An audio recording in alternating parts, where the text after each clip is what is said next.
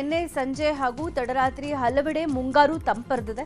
Cantonment, ವಸಂತ ನಗರ, Sadashivanagar, Seshadripuram, Malleshwaram, Uttarahalli, Nandini layout ಸೇರಿದಂತೆ ಹಲವೆಡೆ ಧಾರಾಕಾರ ಮಳೆಯಾಗಿದೆ.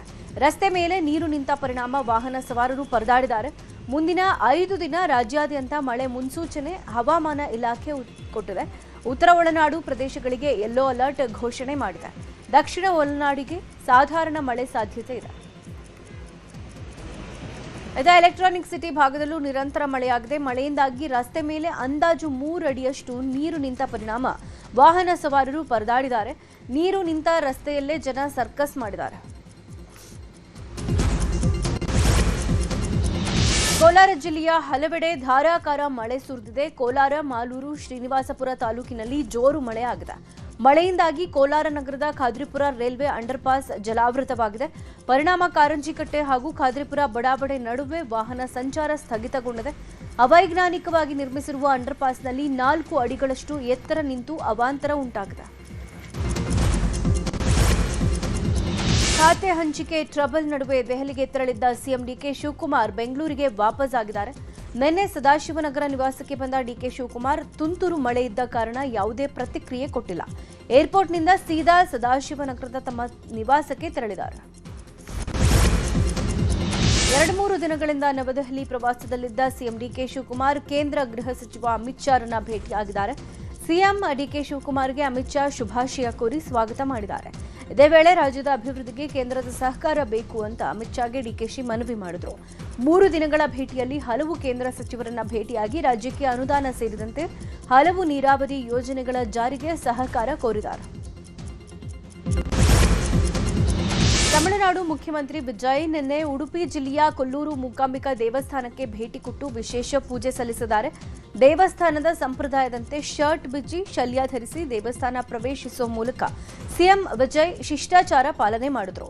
ಪ್ರಧಾನ ಅರ್ಚಕ ರಾಮಚಂದ್ರ ಅಡಿಗ ಅವರ ನೇತೃತ್ವದಲ್ಲಿ ಸಂಕಲ್ಪ ಪೂಜೆ ನೆರವೇರಿಸಲಾಯಿತು. ಶಕ್ತಿ ದೇವಿಗೆ 1 ಕೆಜಿ 600 ಗ್ರಾಂ ತೂಕದ ಬೆಳ್ಳಿ ಖಡ್ಗ, ರೇಷ್ಮೆ ಸೀರೆ, ಫಲ ತಾಂಬೂಲ ಅರ್ಪಿಸಿ ವಿಜಯ್ ಪ್ರಾರ್ಥನೆ ಸಲ್ಲಿಸಿದರು. ಈ ವೇಳೆ ಮಂತ್ರ ಘೋಷಣೆಯೊಂದಿಗೆ ಅರ್ಚಕ ವೃಂದದವರಿಂದ ಪೂಜಾ ವಿಧಿವಿಧಾನ ನೆರವೇರಿತು.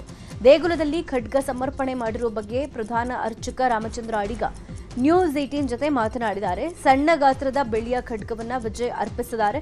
ಪ್ರತಿದಿನ ದೇವಿಯ ಬಳಿ ಇಡುವಂತೆ ನಿವೇದನೆ ಮಾಡಿಕೊಂಡಿದ್ದಾರೆ. ಸಾಮಾನ್ಯವಾಗಿ ಶತ್ರು ಸಂಹಾರಕ್ಕೆ ಖಡ್ಗ ಸಮರ್ಪಣೆ ಮಾಡಲಾಗುತ್ತೆ.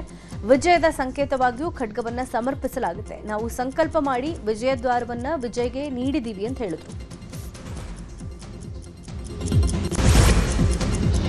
ಜೂನ್ 18ನೇ ತಾರೀಕು ವಿಧಾನ ಪರಿಷತ್ ಚುನಾವಣೆ ನಡೆಯಲಿದ್ದು ಕುದುರೆ ವ್ಯಾಪಾರದ ಭೀತಿ ಎದುರಾಗಿದೆ. ಮುನ್ನೆಚ್ಚರಿಕಾ ಕ್ರಮವಾಗಿ ಕಾಂಗ್ರೆಸ್ ಶಾಸಕರನ್ನ ರೆಸಾರ್ಟ್ಗೆ ಶಿಫ್ಟ್ ಮಾಡೋಕೆ ಸಿದ್ಧತೆ ನಡೆದಿದೆ.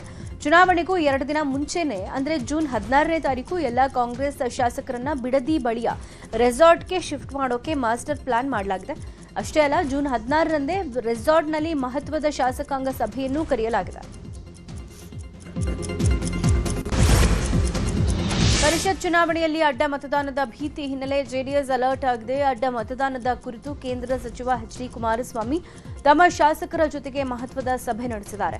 ಬೆಂಗಳೂರಿನ ಜೆಪಿ ನಗರದಲ್ಲಿರೋ ತಮ್ಮ ನಿವಾಸಕ್ಕೆ ಹನೂರು ಮಂಜುನಾಥ್ರನ್ನ ಕರೆಸಿಕೊಂಡು ಅಂತಿಮ ಹಂತದ ತಂತ್ರಗಾರಿಕೆ ಬಗ್ಗೆ ಚರ್ಚೆ ಮಾಡಿದ್ರು. ಯಾರೂ ಆಮಿಷಗಳಿಗೆ ಬಲಿಯಾಗಬೇಡಿ. ಕಾಂಗ್ರೆಸ್ನ ಕೆಲ ಶಾಸಕರು ನನ್ನ ಸಂಪರ್ಕದಲ್ಲಿದ್ದಾರೆ. ನಮ್ಮ ಅಭ್ಯರ್ಥಿ ಗೋವಿಂದರಾಜು ಗೆದ್ದೇ ಗೆಲ್ತಾರೆ. ಡಿಕೆಶಿ ನಮ್ಮ ಶಾಸಕರನ್ನ ಸೆಳೆಯೋಕೆ ಯತ್ನಿಸುತ್ತಿದ್ದಾರೆ. ನೀವು ಒಗ್ಗಟ್ಟಿನಿಂದ ಇರಿ. ಬಿಜೆಪಿ ಶಾಸಕರ ಜೊತೆಗೂ ವಿಶ್ವಾಸ ಕಾಪಾಡಿಕೊಳ್ಳಿ ಅಂತ ಸಲಹೆ ಕೊಟ್ಟಿದ್ದಾರೆ. ಸಿಎಂ ಡಿಕೆ ಶಿವಕುಮಾರ್ ಸಂಪುಟದಲ್ಲಿ ಸಚಿವ ಸ್ಥಾನಕ್ಕಾಗಿ ಪೈಪೋಟಿ ಮುಂದುವರೆದಿದೆ. ಸಚಿವ ಸಂಪುಟ ವಿಸ್ತರಣೆ ವೇಳೆ ಬೋವಿ ಲಂಬಾಣಿ ಜನಾಂಗದ ಶಾಸಕರನ್ನು ಸಚಿವರನ್ನಾಗಿ ಮಾಡಬೇಕು ಅಂತ ಬೋವಿ ಲಂಬಾಣಿ ಕೊರಮ ಒಕ್ಕೂಟದ ಸದಸ್ಯರು ಆಗ್ರಹಿಸಿದ್ದಾರೆ. ಕೊಪ್ಪಳದಲ್ಲಿ ರುದ್ರಪ್ಪ ಲಂಬಾಣಿ ಪರ ಪ್ರತಿಭಟನೆ ನಡೆಸಲಾಗಿದೆ. ಇನ್ನು ಬಳ್ಳಾರಿ ಗ್ರಾಮಾಂತರ ಕ್ಷೇತ್ರದ ಶಾಸಕ ಬಿ ನಾಗೇಂದ್ರಗೆ ಸಚಿವ ಸ್ಥಾನ ಸಿಗಲಿ ಅಂತ ಬಳ್ಳಾರಿಯಲ್ಲಿ ಕಾಂಗ್ರೆಸ್ ಮುಖಂಡರು ವಿಶೇಷ ಪ್ರಾರ್ಥನೆ ಸಲ್ಲಿಸಿದ್ದಾರೆ.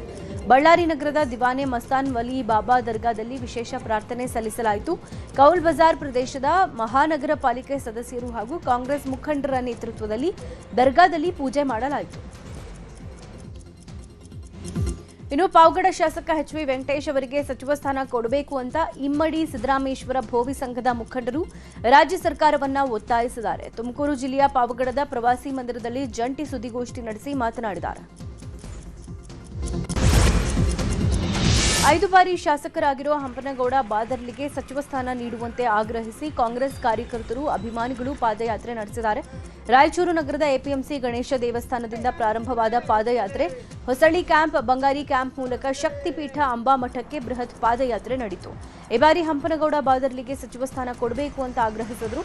ಅಂಬಾದೇವಿಗೆ ವಿಶೇಷ ಪೂಜೆ ಸಲ್ಲಿಸಿ 1001 ತೆಂಗಿನಕಾಯಿ ಒಡೆದು ದೇವರಲ್ಲಿ ಹರಕೆ ಹೊತ್ತಿದ್ದಾರೆ. ರೈತರ ತೀವ್ರ ವಿರೋಧ ಹಾಗೂ ವಿವಾದದ ನಡುವೆ ಬಿಡದಿ ಟೌನ್ಶಿಪ್ ಯೋಜನೆಯ ಭೂ ಸ್ವಾಧೀನಕ್ಕೆ ರಾಜ್ಯ ಸರ್ಕಾರ ಅಂತಿಮ ಅಧಿಸೂಚನೆ ಹೊರಡಿಸಿದೆ. ಈ ಯೋಜನೆಯ ಮೊದಲ ಹಂತದಲ್ಲೇ 500 ಎಕರೆ ಭೂಮಿಯನ್ನ ಸ್ವಾಧೀನಪಡಿಸಿಕೊಳ್ಳೋಕೆ ಸರ್ಕಾರ ಕ್ರಮ ಆರಂಭಿಸಿದೆ. ಮೊದಲ ಹಂತದ ಭೂ ಸ್ವಾಧೀನ ರಾಮನಗರ ಹಾಗೂ ಹಾರೋಹಳ್ಳಿ ತಾಲೂಕುಗಳ ವ್ಯಾಪ್ತಿಯಲ್ಲಿ ನಡೆಯಲಿದೆ. ಬಿಡದಿ ಹೋಬಳಿಯ ಕೆಂಪಯ್ಯನಪಾಳ್ಯ, ಮಂಡಲಹಳ್ಳಿ ಹಾಗೂ ವಡೇರಹಳ್ಳಿ ಗ್ರಾಮದ ಸುಮಾರು 754 ರೈತರ ಜಮೀನುಗಳ ಭೂ ಸ್ವಾಧೀನಕ್ಕೆ ಸಿದ್ಧತೆ ನಡೆದಿದೆ. ಭೂ ಸ್ವಾಧೀನಕ್ಕೆ ಪರಿಹಾರವಾಗಿ ಪ್ರತಿ ಎಕರೆ ಭೂಮಿಗೆ ಕನಿಷ್ಠ 2,07,00,000ದಿಂದ 2.5 ಕೋಟಿ ರೂಪಾಯಿವರೆಗೆ ನಿಗದಿ ಮಾಡಲಾಗಿದೆ. ಇನ್ನು ಬಿಡದಿ ಟೌನ್ಶಿಪ್ ಯೋಜನೆಗೆ ರೈತರಿಂದ ವಿರೋಧ ಮುಂದುವರೆದಿದೆ. ಸರ್ಕಾರದಿಂದ ಭೂ ಸ್ವಾಧೀನ ವಿರೋಧಿಸಿ ಮುಂದಿನ ಹೋರಾಟದ ಬಗ್ಗೆ ಇವತ್ತು ರೈತರು ಸುದ್ದಿಗೋಷ್ಠಿ ನಡೆಸಲಿದ್ದಾರೆ. ಮುಂದಿನ ಹೋರಾಟದ ಬಗ್ಗೆ ಮಾಹಿತಿ ಕೊಡಲಿದ್ದಾರೆ. ರಾಮನಗರ ಎಪಿಎಂಸಿ ಮಾರ್ಕೆಟ್ನ ರೈತ ಭವನದಲ್ಲಿ ಬೆಳಗ್ಗೆ 11ಕ್ಕೆ ಸುದ್ದಿಗೋಷ್ಠಿ ಪ್ರಾರಂಭ ಆಗಲಿದೆ. ಸಾಮಾಜಿಕ ಜಾಲತಾಣಗಳಲ್ಲಿ ಸಚಿವ ಸತೀಶ್ ಜಾರಕಿಹೊಳಿ ವಿರುದ್ಧ ಅಪಪ್ರಚಾರ ಮಾಡ್ತಾ ಇರುವ ಕಿಡಿಗೇಡಿಗಳನ್ನು ಬಂಧಿಸೋಕೆ ಒತ್ತಾಯಿಸಲಾಗಿದೆ. ಕಿಡಿಗೇಡಿಗಳ ವಿರುದ್ಧ ಕ್ರಮಕ್ಕೆ ಕರ್ನಾಟಕ ರಾಜ್ಯ ನಾಯಕರ ಯುವ ವೇದಿಕೆ ವತಿಯಿಂದ ಇವತ್ತು ಬೆಂಗಳೂರಲ್ಲಿ ಪ್ರತಿಭಟನೆ ಹಮ್ಮಿಕೊಳ್ಳಲಾಗಿದೆ.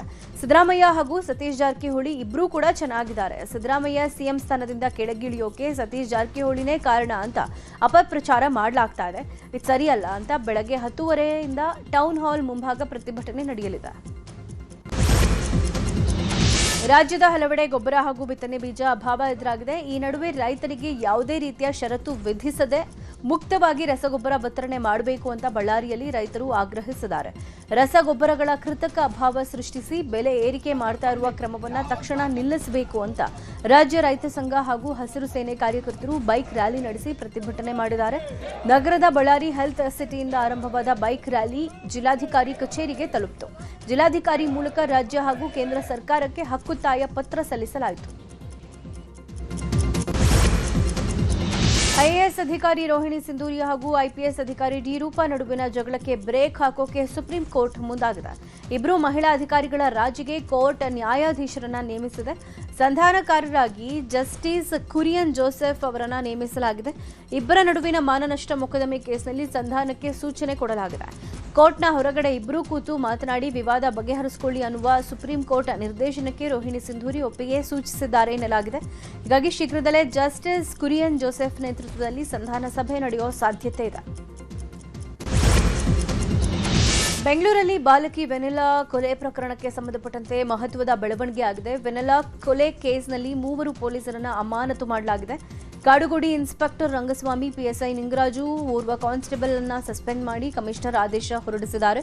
ಇನ್ನು ಬಾಣಸವಾಡಿ ಉಪವಿಭಾಗದ ಅನುಷಾರನ್ನ ಹೊಸ ತನಿಖಾಧಿಕಾರಿಯನ್ನಾಗಿ ನೇಮಿಸಲಾಗಿದೆ. ಇನ್ನು ವೆನಿಲಾ ಕೊಲೆ ಪ್ರಕರಣದ ತನಿಖೆಯಲ್ಲಿ ಬಹಳಷ್ಟು ವಿಚಾರ ಬೆಳಕಿಗೆ ಬಂದಿದೆ. ಮಗುವನ್ನ ಬೋರ್ಡಿಂಗ್ ಸ್ಕೂಲ್ಗೆ ಸೇರಿಸೋಕೆ ಮುಂದಾಗಿದ್ಲಂತೆ ಅಮ್ಮ. ಇದೇ ವಿಚಾರವಾಗಿ ಮೋಹನ್ ಜೊತೆ ಗಲಾಟೆ ಕೂಡ ಮಾಡಿದ್ಲಂತೆ. ಇನ್ನು ವೆನಿಲಾ ಕೊಲೆ ಆಗ್ತಾ ಇದ್ದಂತೆ ಸತ್ತ ಮಗುವಿಗೆ ಪ್ರಿಯಾಂಕಾನೇ ಸ್ನಾನ ಮಾಡಿಸಿದ್ರಂತೆ. ಹೊಸ ಬಟ್ಟೆ ಹಾಕಿ ಆಸ್ಪತ್ರೆಗೆ ಕರ್ಕೊಂಡು ಹೋಗಿದ್ರಂತೆ. ಕ್ರೈಮ್ ಸೀನ್ ರೀಕ್ರಿಯೇಟ್ ವೇಳೆ ಈ ವಿಚಾರವನ್ನ ಮೋಹನ್ ಬಾಯ್ಬಿಟ್ಟಿದ್ದಾನೆ. ಇನ್ನು ಆರೋಪಿ ಪ್ರಿಯಾಂಕಾ ಪೊಲೀಸರ ಬಲೆಗೆ ಬಿದ್ದಿದ್ದೇ ರೋಚಕ. ಸಿಗ್ಬೀಳೋ ಭಯದಲ್ಲಿ ಪ್ರಿಯಾಂಕಾ ಮೊಬೈಲ್ ಬಳಸ್ತಾ ಇರಲಿಲ್ಲ. ಅಕೌಂಟ್ನಲ್ಲಿ 10 ಲಕ್ಷ ರೂಪಾಯಿ ಇದ್ರೂ ಡ್ರಾ ಮಾಡಿರಲಿಲ್ಲ. ಮೈಸೂರಲ್ಲೇ ಅವಿತಿದ್ದ ಪ್ರಿಯಾಂಕಾ ಬಳಿಕ ಮೋಹನ್ ಸ್ನೇಹಿತನ ಮೂಲಕ ಸಕಲೇಶಪುರದಲ್ಲಿ ಮನೆಯಲ್ಲಿ ಆಶ್ರಯ ಪಡೆದಿದ್ದಾರೆ. ಪರಪ್ಪನ ಅಗ್ರಹಾರ ಜೈಲಿನಲ್ಲಿದ್ದ ಶಂಕಿತ ಉಗ್ರ ಸಾವನ್ನಪ್ಪಿದ್ದಾನೆ. 60 ವರ್ಷದ ಶಂಕಿತ ಉಗ್ರ ಅಬ್ದುಲ್ ಖಾದರ್ 2008ರ ಮಡಿವಾಳ ಸರಣಿ ಬಾಂಬ್ ಬ್ಲಾಸ್ಟ್ ಕೇಸ್ನಲ್ಲಿ ಆರೋಪಿಯಾಗಿದ್ದು 2010ರಿಂದ ಪರಪ್ಪನ ಅಗ್ರಹಾರ ಜೈಲಲ್ಲಿದ್ದ. ನಿನ್ನೆ ಬೆಳಗ್ಗೆ ಅಬ್ದುಲ್ ಖಾದರ್ ಆರೋಗ್ಯದಲ್ಲಿ ಏರುಪೇರಾಗಿದ್ದು ಜಯದೇವ ಹಾಸ್ಪಿಟಲ್ಗೆ ಕರೆದೊಯ್ಯಲಾಗಿತ್ತು. ಆದರೆ ಮಾರ್ಗ ಮಧ್ಯೆ ಹಾರ್ಟ್ ಅಟ್ಯಾಕ್ ಆಗಿ ಸಾವನ್ನಪ್ಪಿದ್ದಾನೆ.